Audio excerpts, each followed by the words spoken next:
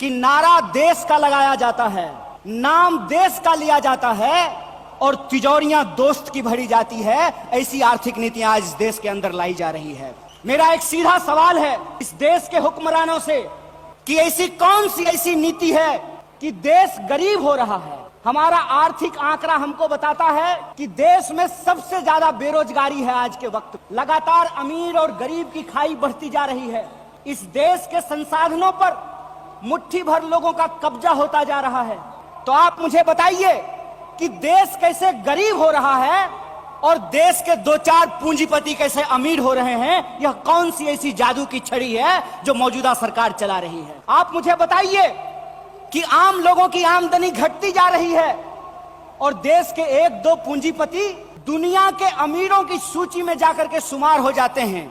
लेकिन हम ऐसा देश नहीं चाहते हैं जहां आम लोगों के पास रोटी नहीं हो और प्रधानमंत्री के पास चलने के लिए 8,500 करोड़ का विमान हो। हम ऐसा देश नहीं चाहते हैं कि इस देश के आम लोगों के हाथ में शिक्षा नहीं हो, कलम नहीं हो, स्लेट नहीं हो, कंप्यूटर नहीं हो, मोबाइल नहीं हो और इस देश की जो सरकारी संपत्तियां हैं, बीएसएनएल के बारे में क्या कहा गया? बीएसएनएल के बारे में कहा गया बीएसएनएल का मतलब होता है भाई साहब नहीं लगेगा। अरे भाई साहब नहीं लगेगा तो आप मुझे बताइए कि जियो धन धनाधन कैसे करेगा? यह सवाल आज इस देश के सामने खड़ा है। सरकार क्या करेगी? यह सवाल मैं पूछना चाहता हूं इस देश के नीति निर्माताओं से कि अगर एयर इंडिया नहीं होगा, जब देश में नहीं होगा एयर इंडिया, तो आप बताइए क्या करेंगे ज्योतिरादित्य सिंधिया? जब एयर इंडिया नहीं होगा, जब रेलवे नहीं होगा, जब बीएसएनएल नहीं होगा, तो मैं कहता हूं कि इस देश में मंत्री की क्या जरूरत है। जब देश में जनता नहीं होगी तो फिर इस देश में सरकार की क्या जरूरत है। जब देश में स्कूल नहीं होगा, अस्पताल नहीं होंगे, सड़कें नहीं होंगी, तो आप मुझे बताइए कि फिर संसद की क्या जरूरत है। जब हम भारत माता की जय बोलते हैं तो भारत माता की जय बोलने का मतलब है इस देश के 140 करोड़ लोगों की जय।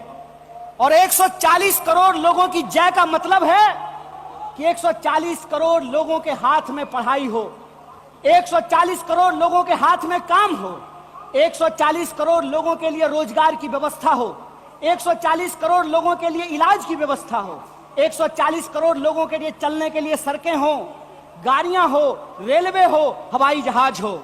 और आपने देखा कि देश में कुछ लोग लोकतंत्र को अपनी बपौती समझ लिए हैं। तो मैं दिल्ली में बैठे हुए हुक्मरानों को इस महाधिवेशन के माध्यम से कहना चाहता हूं, आपको मालूम नहीं है भारतीय राष्ट्रीय कांग्रेस का इतिहास। आपके पुरखों ने जिन अंग्रेजों की चापलूसी की थी, उन अंग्रेजों से लड़ करके हमने इस देश को आजादी दिलाई। इस बात को याद रखिएगा। ना आपके जेल से डरेंगे, ना आपके मुकदमे से डरेंगे, ना आपकी लाठियों से डरेंगे, ना आपकी गोलियों से डरेंगे।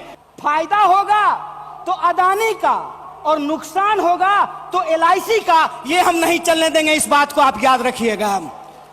फायदा होगा तो प्रधानमंत्री जी के दोस्त का और नुकसान होगा तो इस देश के आम लोगों का पैसा जो एसबीआई में पड़ा हुआ है उसका, ये हम नहीं चलने देंगे। इस बात को याद रखिएगा। हम इंडियन कॉन्स्टिट्यूशन के असली चौकीदार हैं, इस बात को याद रखिएगा।